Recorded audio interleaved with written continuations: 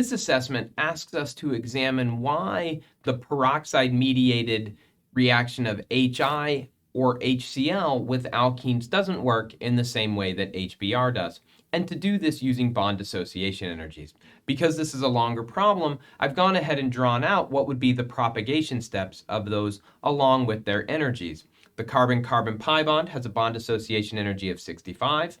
The primary carbon iodide is 53. The primary carbon chlorine, 81. HI is 71. HCl, 103.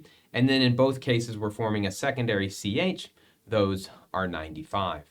If we look at the overall energetics of each step, what we find, 65 minus 53, the first step in the reaction of iodide is going to have a delta H of plus 12 kilocalories per mole.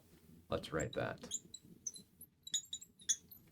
Step 2, 71 minus 95, delta H is going to have the overall delta H will be negative 24 kilocalories per mole.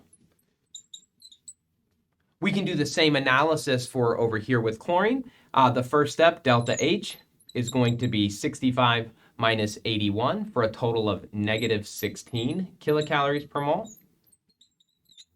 Whereas delta H for the second step, 103 minus 95, is going to give a delta H of plus 8 kilocalories per mole. Now, we're asked in this problem, we're given that these reactions don't happen, and to justify it based on this, the justification is as follows. The first step is 12 kilocalories uphill, probably not favorable, therefore it won't occur. So the iodination, the HI reaction, doesn't occur because the first step is too endothermic. If we look over here, delta H for the first step is quite exothermic, so that should be a favorable step.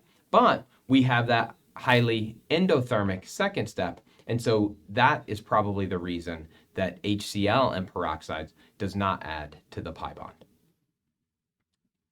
Just to summarize, an unfavorable first step prevents the reaction of HI and peroxides. An unfavorable second step prevents the reaction of HCl and peroxide.